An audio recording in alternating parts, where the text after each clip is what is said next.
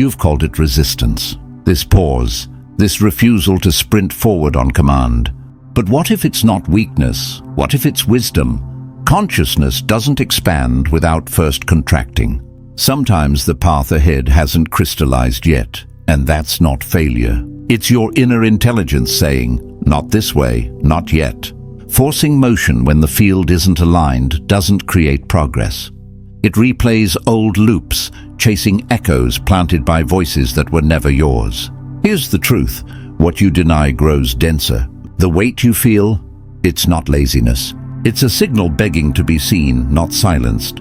You've been taught that time is currency, that stillness is waste. But look at nature. Seeds sleep through winter.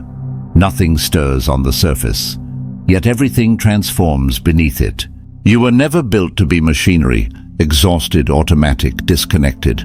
You're a living electromagnetic field, radiating influence even in silence. Your presence shifts atmospheres. Your stillness broadcasts. Discipline isn't punishment, it's devotion, and devotion only flows from love. The old model: whip yourself into shape. Fail, shame yourself harder. But that's not discipline, that's trauma in a productivity costume. No wonder you burn out. You're trying to grow life in poisoned soil. Reality doesn't mirror your affirmations, it mirrors your vibration. If you chase change while hating where you are, you broadcast lack. And the field replies, confirmed. More of this then. But shift your attention. Meet resistance with curiosity, not combat. Ask, what is this part trying to protect? What truth is it holding? Maybe your nervous system needs regulation before action. Maybe the goal was never yours, just borrowed from someone else's dream. Maybe an old wound whispers, don't try, you'll fail again. Real discipline is alignment. Not forcing fragments into obedience, but loving them back into unity. And here's the quantum key. Observation collapses possibility. Watch yourself through shame. You manifest not enough. Watch yourself with tenderness. You collapse strength, growth, grace. This isn't toxic positivity. It's frequency hygiene. It's choosing to anchor in love, because love is the only sustainable energy. So right now, declare it. I choose alignment over force. Not as a phrase, but as a vibrational pact with the field. Let it ripple, because the moment you stop fighting your rhythm, your timing becomes your power. Your whole being begins to realign. The war inside, the critic versus the child, the driven self versus the exhausted one, softens. Not because one side wins, but because they finally recognize they're on the same team. True transformation isn't about erasing what's weak. It's about integrating what's been fragmented. And integration doesn't come through force. It comes through witnessing, acknowledgement, loving presence, the kind that whispers, I see you, we're in this together. This is the frequency of sustainable change, not the flash of motivation that burns out in 72 hours, but the quiet, steady current of someone who moves without abandoning themselves. Look at those who've truly transformed, not the loud talkers stuck in cycle, but the ones who shifted in silence. What do they share? Not superhuman willpower, but a deep, compassionate relationship with themselves. Because you cannot shame yourself into worthiness. You cannot hate your way into confidence.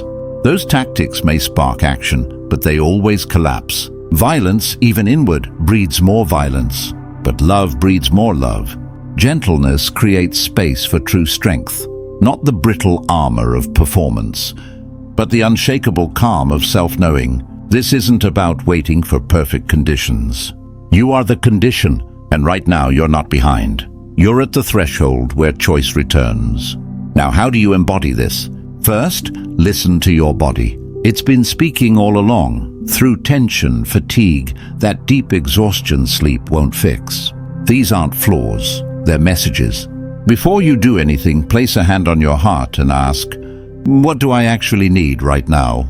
Honor that answer, not as indulgence, but as wisdom. Second, rewire your inner voice. When self-criticism flares, pause, breathe, ask, how would I speak to someone I deeply love?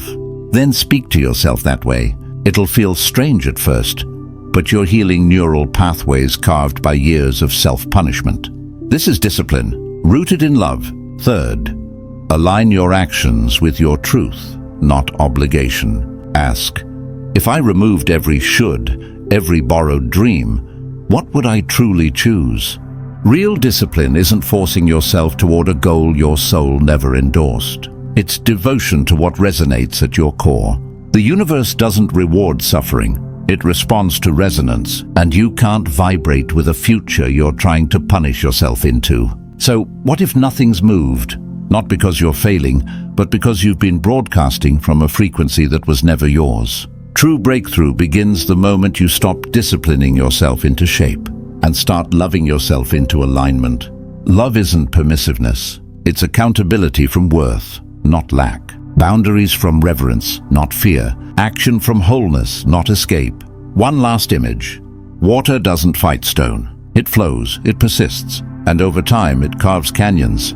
That's the power of discipline as devotion. Not becoming something new, but expressing what you already are, so fully, so consistently, that reality bends to meet you. This is the shift most people never make.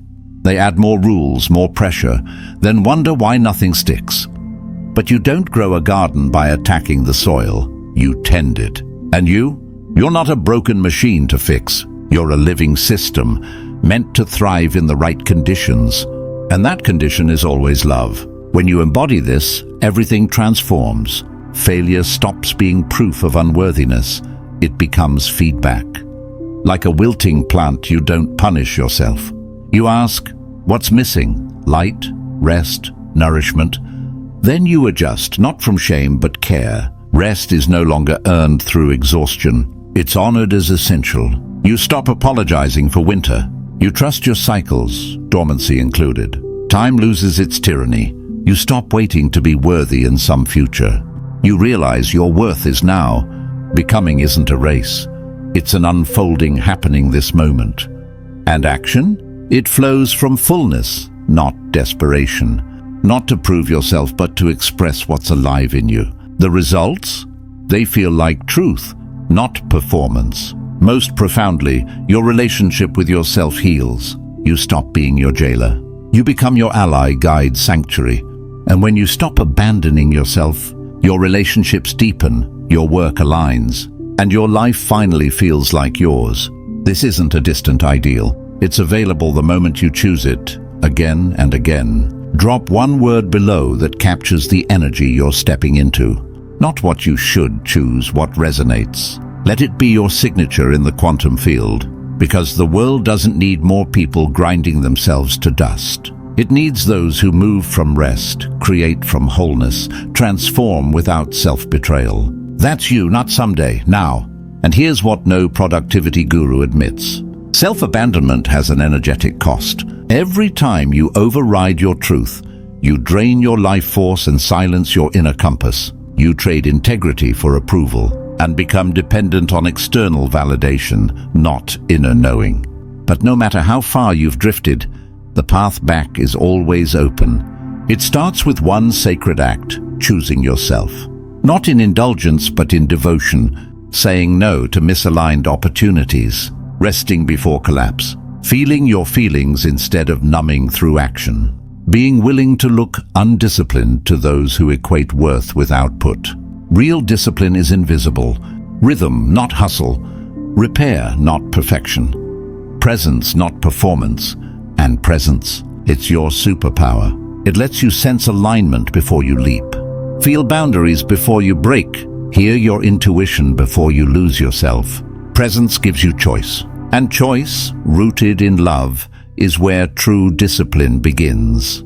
You choose how you meet this moment, fear or trust, reaction or presence. But what about deadlines, responsibilities, people counting on me? That's where the real practice lives. Not in perfect conditions, but in choosing love, even inside systems that reward self-sacrifice. It starts with micro-choices. A breath before replying, a pause before saying yes. Water sipped not out of duty, but devotion to the body that carries you. These seem small, but each is a radical act of reclamation.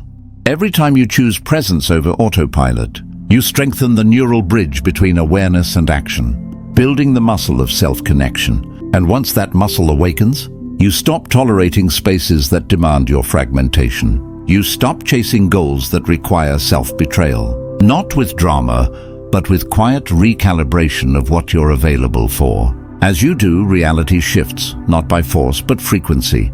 You begin attracting opportunities, relationships, and circumstances that honor your wholeness, because you've become the frequency of what you seek.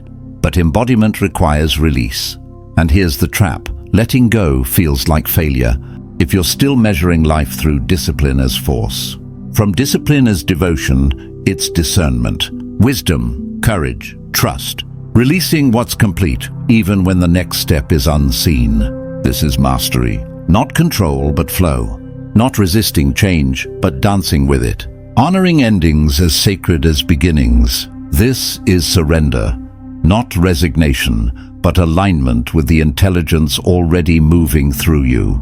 Trusting you're held, even when the path isn't clear.